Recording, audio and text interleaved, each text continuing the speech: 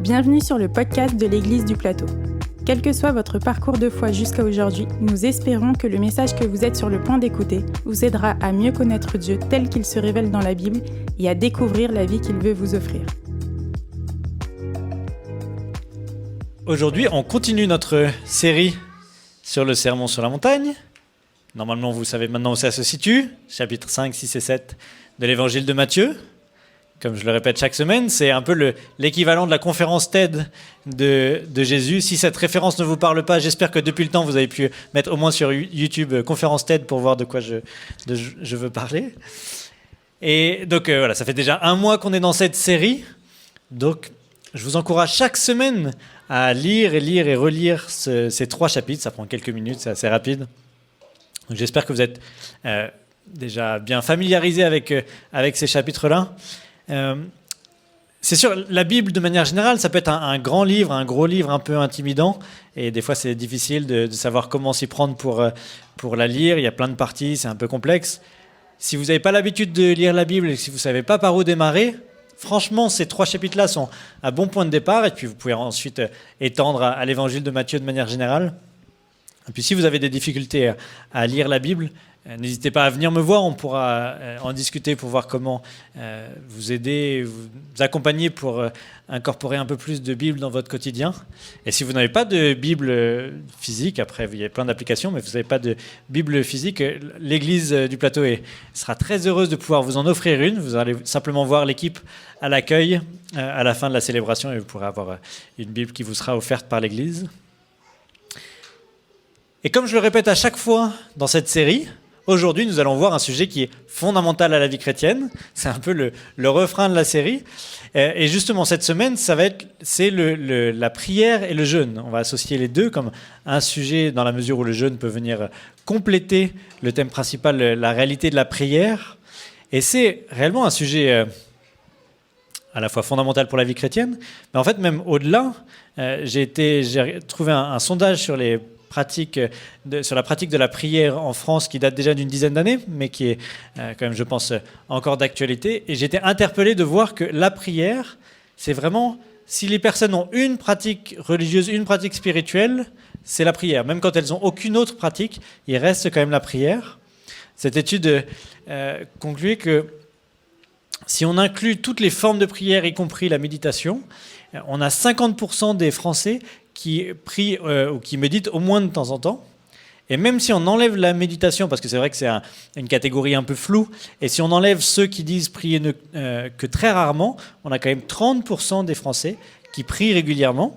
Donc c'est plus que ce que j'aurais imaginé, et c'est une pratique qui est assez stable. À la fois, toutes les autres pratiques dites religieuses, elles sont en décroissance de manière générale dans la population française, mais celle-là reste relativement stable.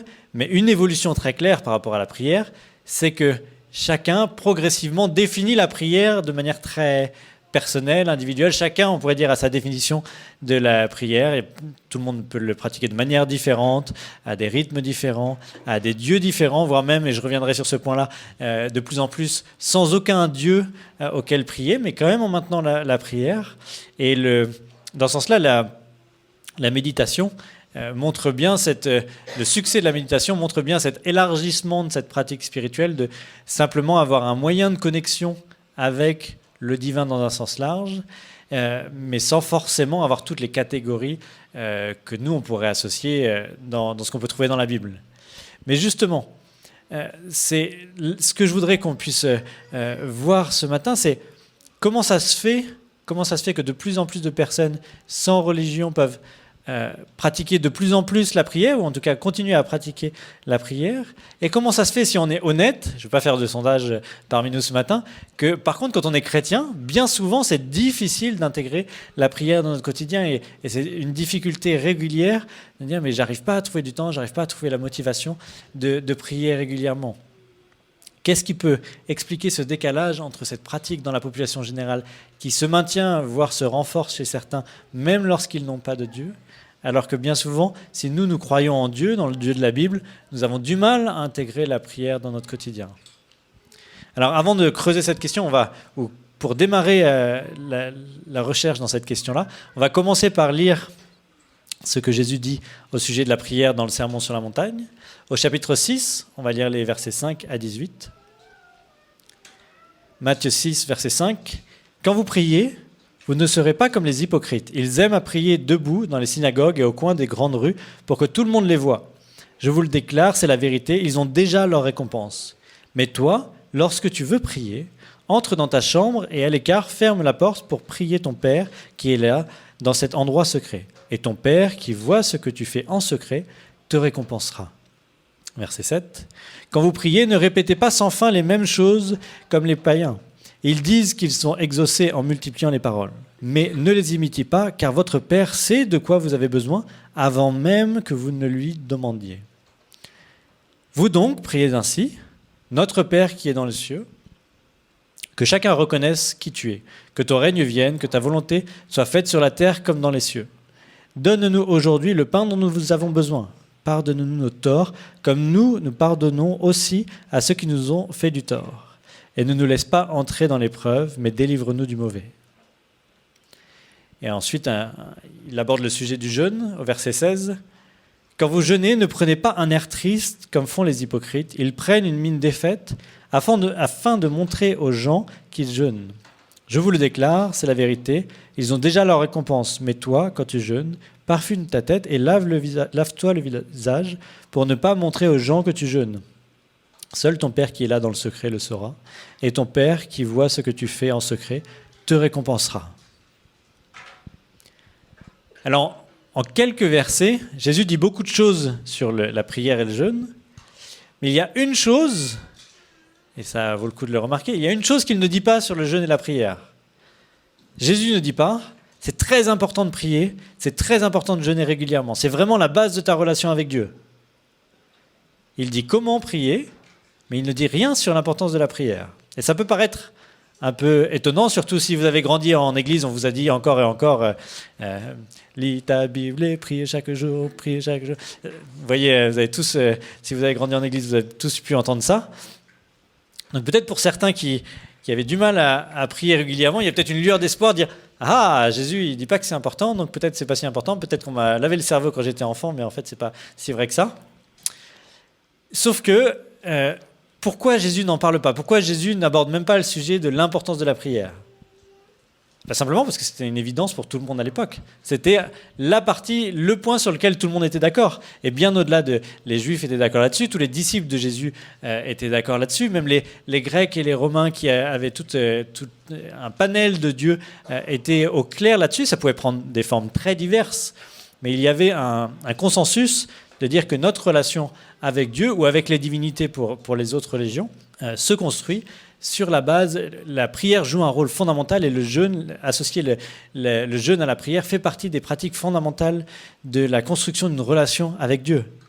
Et dans le sens de ce que je disais à l'instant sur le sondage sur les Français, c'est encore quelque chose qu'on retrouve aujourd'hui, que même lorsque toutes les autres pratiques religieuses disparaissent, c'est la prière qui demeure, c'est la prière qui reste le dénominateur commun de la spiritualité de plein de personnes, quelle que soit leur croyance. Et d'ailleurs, c'est, comme j'en faisais mention tout à l'heure, la prière faite à aucun Dieu est quelque chose qui se développe de plus en plus, et ce qui pourrait paraître étonnant. Je cite ce sondage, 18% de ceux qui prient n'adressent leur prière à personne en particulier. Une proportion qui double, c'est-à-dire 36% chez les 18-24 ans. C'est-à-dire que chez les jeunes, un tiers des personnes qui prient régulièrement ne s'adressent à personne lorsqu'ils prient. Donc c'est vraiment lorsqu'il ne reste plus rien de quoi que ce soit de religieux, il reste cette pratique de la prière.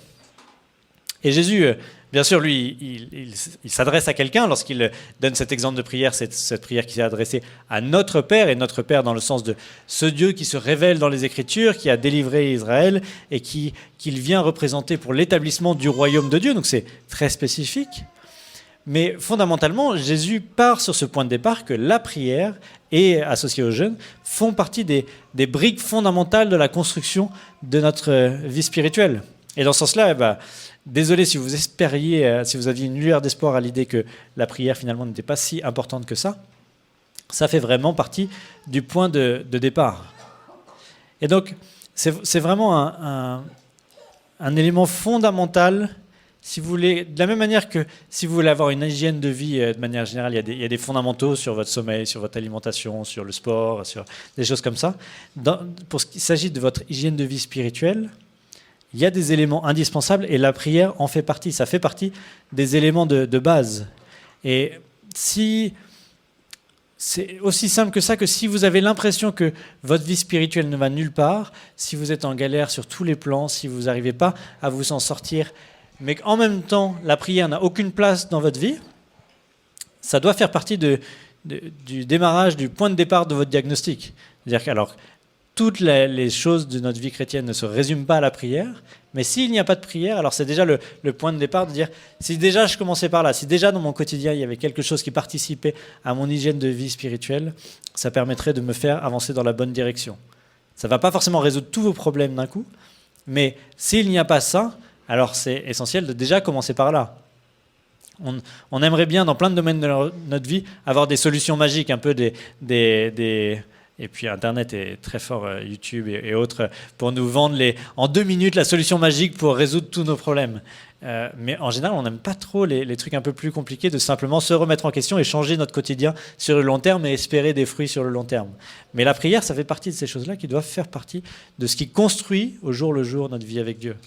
C'est un peu comme, on en discutait avec certains il y a quelques temps, sur la relation entre les difficultés de sommeil et le café. Certains ne veulent pas se remettre en question sur la question du café, et quand ils te proposent un café à la fin du repas à 21h, et que tu dis non, je ne prends pas de café à cette heure-ci, ils disent quoi, mais moi ça ne me fait rien le café, ça ne me fait rien. Et tu leur dis, mais tu dors bien la nuit ? Pas toujours, mais ça n'a rien à voir avec le café, c'est aucun lien avec le café. Et de voir certains, des années après, quand enfin leur médecin leur dit « mais vraiment, ce serait bien d'essayer d'arrêter le café ne serait-ce que 24 heures », de réaliser « en fait, peut-être qu'il y avait peut-être un lien entre ma consommation de café et mes insomnies ». Et je pense qu'on peut être un peu comme ça avec notre relation avec Dieu. C'est-à-dire, quand je prie une fois, j'ai prié, il ne se passe pas grand-chose, peut-être c'est pas si important, et puis je galère mais sur le long terme, je ne comprends pas, j'arrive pas à avancer avec Dieu, je ne comprends pas à grandir dans ma relation de foi, à faire confiance à Dieu, et me dire, mais peut-être de prier un peu plus que tous les 36 du mois, et de voir ce que ça fait comme quelque chose d'intégré à notre hygiène de vie, et de voir ce que ça produit, et pas simplement de tester une fois et de voir, oh bah là ça n'a pas trop marché, donc c'est qu'il faudrait que j'essaye autre chose. Et le jeûne dans cette histoire, est-ce que c'est aussi important que la prière ? Alors, oui et non. Dans un sens, la Bible parle beaucoup moins du jeûne que de la prière. La prière est omniprésente. Le jeûne est régulièrement présenté, mais pas de manière aussi omniprésente. Et c'est peut-être pour ça qu'on n'a pas lis ta Bible et prie et jeûne chaque jour, ce qui, de toute façon, pour la santé, serait peut-être un peu compliqué assez rapidement. Mais ça n'enlève rien au fait que ça fait partie des choses qui sont présentées régulièrement, là encore, comme des fondamentaux de notre relation avec Dieu. Si on regarde tous les exemples de jeûne, la Bible ne nous présente pas un mode d'emploi exactement pour le jeûne, de dire dans telle situation tu jeûnes de telle manière, tu arrêtes de manger de telle heure à telle heure, etc. C'est un peu plus flou que ça, mais par contre on voit énormément d'exemples de personnes qui jeûnent. Ça peut être, c'est beaucoup associé à la repentance, au fait de manifester son regret devant Dieu, c'est aussi associé à certaines fêtes juives, notamment quand la fête juive est un temps de repentance. Ça peut être aussi associé à des temps de décision et de discernement particuliers. C'est aussi une manière de manifester devant Dieu une prière particulièrement importante. Il y a un besoin de délivrance, notamment quand Israël est menacé d'être détruit. Là, on voit des temps de jeûne qui sont vécus. Et puis Jésus n'arrête pas cette pratique du jeûne. Il la met, on pourrait dire un peu en parenthèse, tant qu'il est là, en disant à ses disciples, maintenant que le Fils, celui qui vient établir le royaume, est présent parmi vous, celui qui vient démarrer ces fêtes de l'établissement du royaume, alors c'est peut-être pas le moment de jeûner, mais vous allez jeûner et ça va faire partie de votre vie de disciple tout au long de votre vie. Et c'est vrai pour le reste de l'histoire de l'Église. Vous avez peut-être en tête un texte où les pharisiens sont un peu critiqués, clairement critiqués par Jésus, en les traitant encore une fois d'hypocrites, comme c'est le cas régulièrement. Et il mentionne qu'ils jeûnent 2 fois par semaine. Et donc, assez facilement, on pourrait associer ça à dire, ouais, vraiment, ceux qui jeûnent 2 fois par semaine, c'est vraiment les hypocrites comme les pharisiens, ça sert à rien. Mais dans l'histoire de l'Église, cette pratique a été continuée par une bonne partie de l'Église. Juste pour citer un texte, donc c'est la Didaché, c'est probablement le texte le plus ancien après la clôture du Nouveau Testament, qui a été un des textes les plus influents de l'histoire de l'Église. Et simplement, il y a cette phrase « Vous donc jeûnez le 4e jour et le jour de la préparation », c'est-à-dire le mercredi et le vendredi.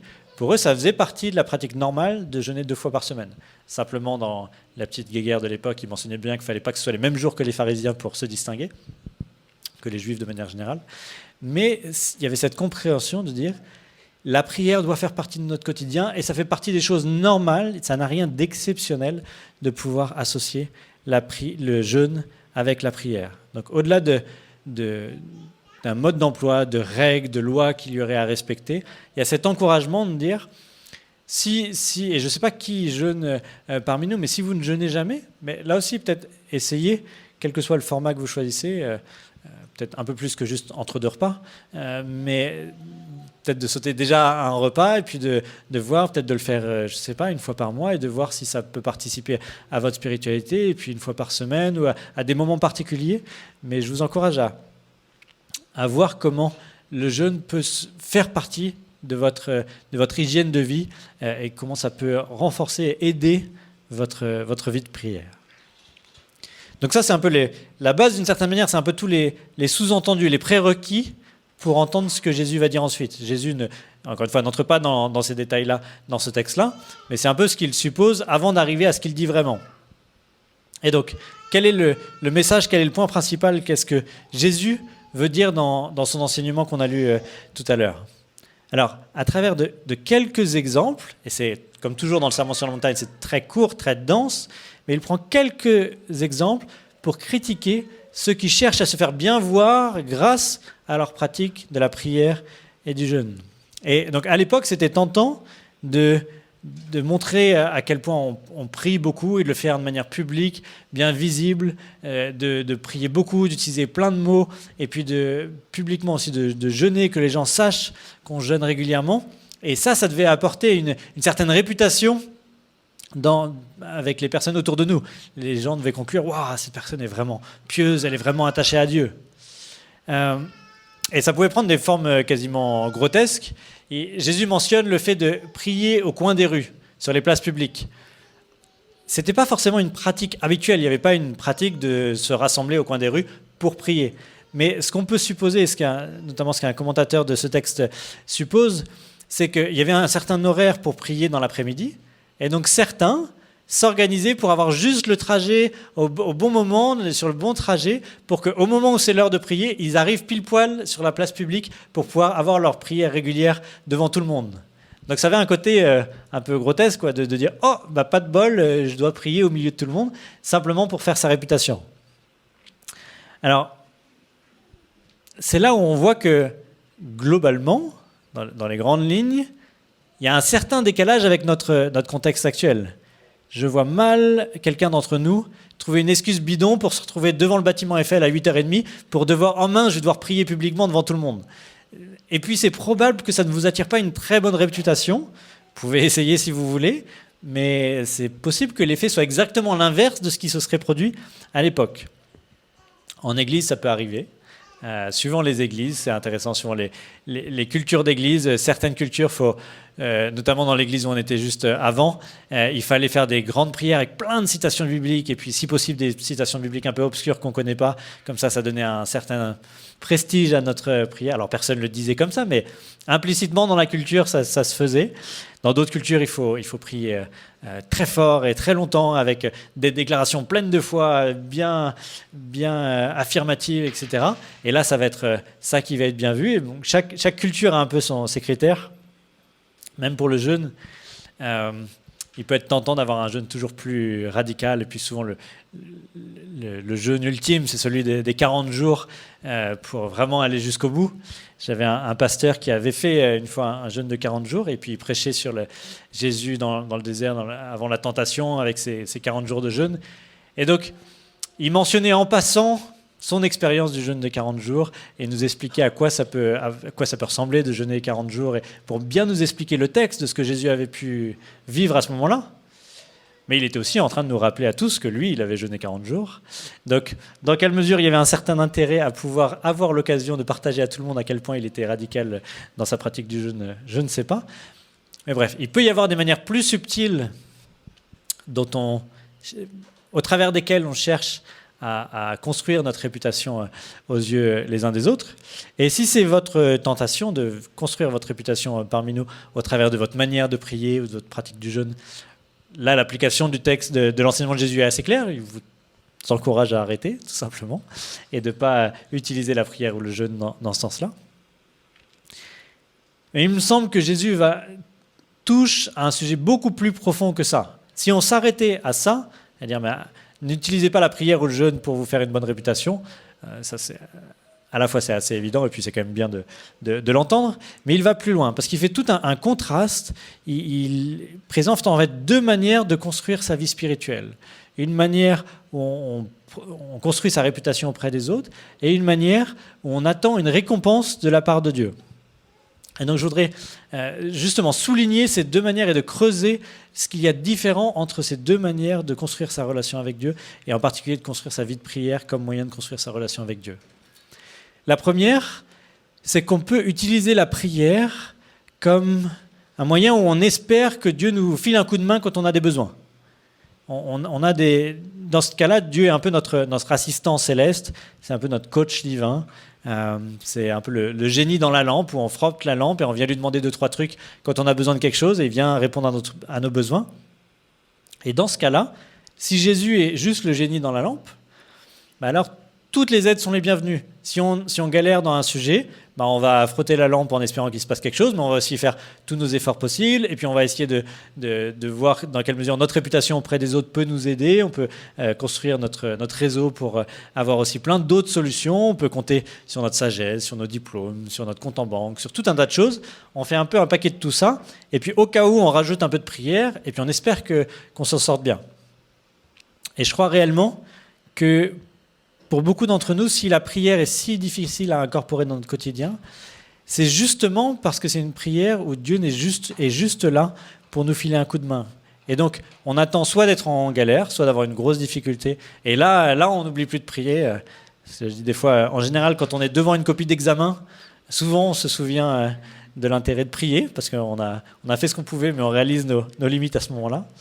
Ou alors on peut prier régulièrement, mais systématiquement sur les sujets sur lesquels on veut que Dieu nous file un coup de main. Ça peut être pour trouver un conjoint, ça peut être pour notre carrière, ça peut être dans la région pour trouver un logement, pour les choses qui régulièrement sont des choses qui nous mettent en difficulté, et on va limiter notre vie de prière à ce genre de liste de courses, des choses pour lesquelles on aurait besoin d'un coup de main et pour lesquelles on attend que Dieu intervienne, en plus de toutes les choses qu'on fait déjà dans ces domaines qui nous tiennent à cœur. Et c'est là où Jésus nous oblige d'une certaine manière, ou nous contraint de dire, mais vous devez redéfinir ce qu'est votre vie de prière. Ça ne peut pas se limiter à ça. C'est pas que c'est pas optimal, c'est que Dieu ne veut pas que nous utilisions la prière de cette manière-là. Au contraire, Jésus est en train de nous présenter une manière de prier qui est une prière de confiance radicale dans la puissance et dans la bonté de Dieu.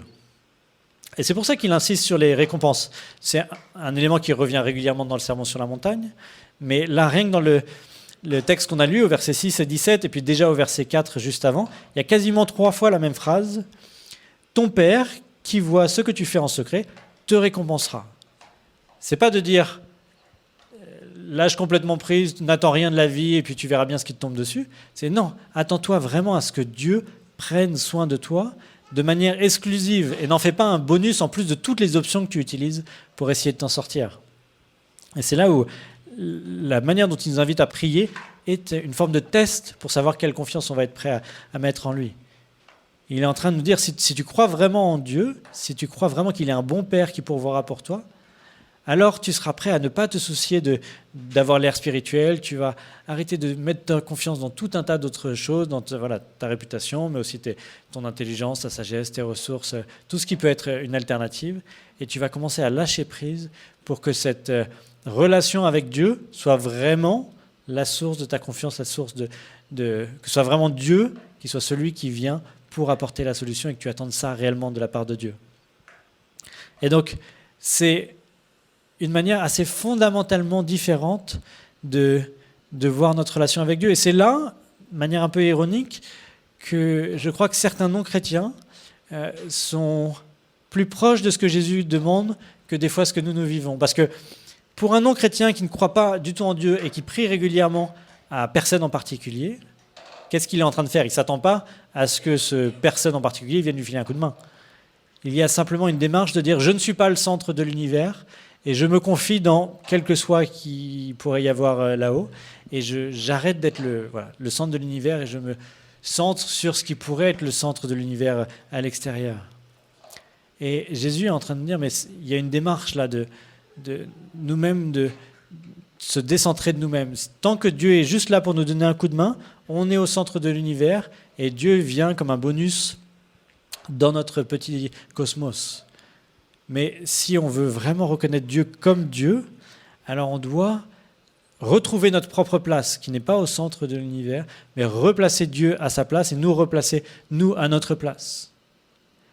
Et dans ce sens-là, Dieu, au travers de la prière, n'est pas comme un GPS où on vient donner la destination principale. C'est nous qui rentrons dans le GPS la destination principale, et puis ensuite on prie pour qu'il nous guide vers la destination que nous on a mis. Jésus et Dieu se présentent beaucoup plus comme un guide qui dit « mais je sais où tu dois aller, je vais t'accompagner, et c'est pas toi qui rentres la destination, tu dois commencer par ce lâcher-prise de dire « c'est moi qui dois être Dieu dans cette relation, et toi tu dois apprendre à être en pleine confiance comme un enfant devant son Père, devant un Père tout-puissant et pleinement généreux. » Donc à chaque fois qu'on prie et à chaque fois qu'on jeûne, Jésus nous invite à en faire une déclaration de dire « la solution se trouve en Dieu et non en moi ». À chaque fois que je jeûne, je suis en train de dire « Dieu a bien plus à m'apporter que la nourriture que j'aurais pu prendre aujourd'hui ». À chaque fois que je prends du temps pour prier, je suis en train de dire « ce temps-là, il est mieux dépensé à faire confiance à Dieu plutôt que moi me débattre pour trouver des solutions à mes problèmes. » Et c'est ce qu'on retrouve de manière très concrète dans cette prière du Notre Père. C'est réellement une prière où nous ne sommes pas au centre de l'univers, mais nous replaçons Dieu au centre de l'univers et nous retrouvons notre place. Je vous la relis et je vous invite à être attentifs à la place de chacun. Donc au verset 9, « Vous donc priez ainsi, Notre Père qui est dans les cieux, que chacun reconnaisse qui tu es, que ton règne vienne, que ta volonté soit faite sur la terre comme dans les cieux. Donne-nous aujourd'hui le pain dont nous avons besoin. Pardonne-nous nos torts, car nous pardonnons aussi à ceux qui nous ont fait du tort. Et ne nous laisse pas entrer dans l'épreuve, mais délivre-nous du mal, du mauvais. » Donc juste en 2 mots, on pourrait voir trois parties dans cette prière-là, mais quelle est la place qu'a notre prière liste de courses dans ce Notre Père? C'est toutes ces listes de choses, non, j'ai besoin de ça, j'ai besoin de ça, j'ai besoin de ça. On pourrait dire elle est résumée au centre, et déjà reformulée, mais résumée au centre, avec « Donne-nous aujourd'hui le pain dont nous avons besoin ». Donc ça inclut le fait d'exprimer à Dieu ce dont nous avons besoin. Il ne s'agit pas d'écarter ça de manière absolue. Il y a une place pour dire « j'ai des besoins qui sont des besoins réels, pas juste l'ensemble de toutes mes envies, mais des besoins réels, et je les confie à un Père qui veut prendre soin de moi. » Mais cette prière liste de courses, entre guillemets, elle vient se placer dans un cadre. Toute la première partie, c'est justement de redonner à Dieu sa place, qu'il soit reconnu comme glorieux, comme celui qui est au contrôle de toutes choses dans les cieux et que sa puissance, son règne puisse venir s'établir sur terre. C'est la première étape du cadre qu'on doit donner dans notre relation avec Dieu. Et la troisième partie, après le « donne-nous notre pain », c'est une prière de « apprends-nous à vivre à la lumière de ce royaume, en pardonnant ceux qui nous ont offensés, en fuyant le mal ». C'est une prière qui n'est pas centrée sur ce dont j'ai besoin, mais sur mon désir de vouloir vivre cette vie nouvelle que Jésus vient établir sur terre.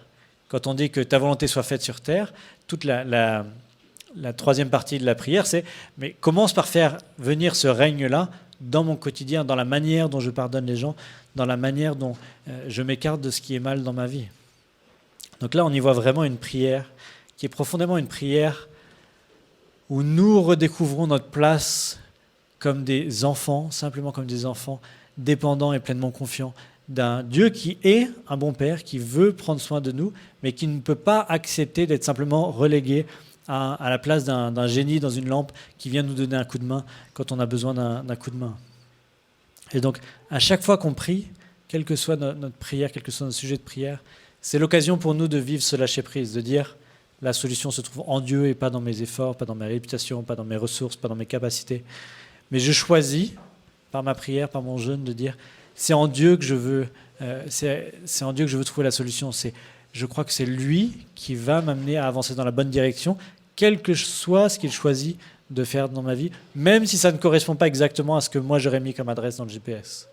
Même si lui me guide dans une direction que je n'aurais pas pu imaginer ou peut-être même que je n'aurais pas souhaité de prime abord.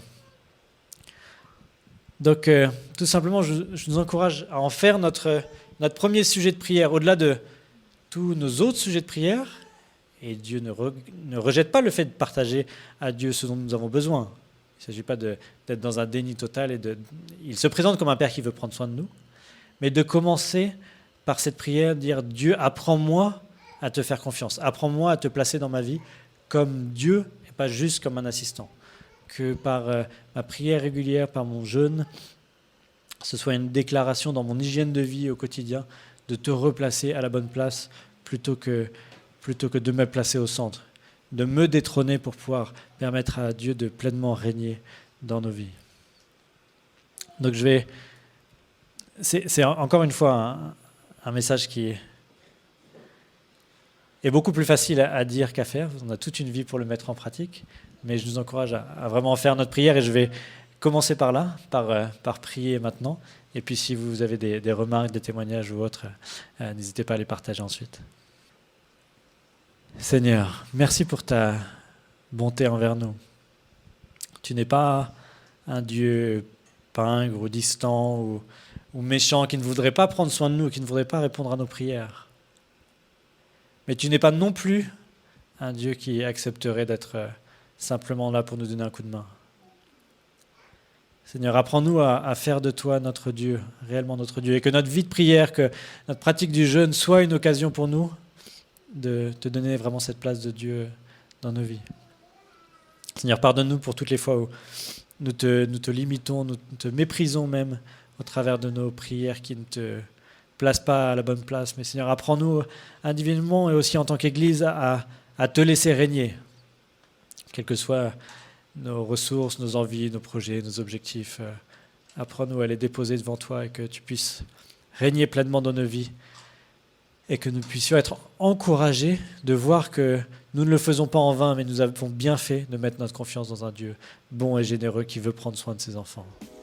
Amen. Si vous voulez en savoir plus sur le message que vous venez d'entendre ou sur l'Église du Plateau, contactez-nous sur notre site égliseduplateau.fr ou sur nos pages Facebook et Instagram.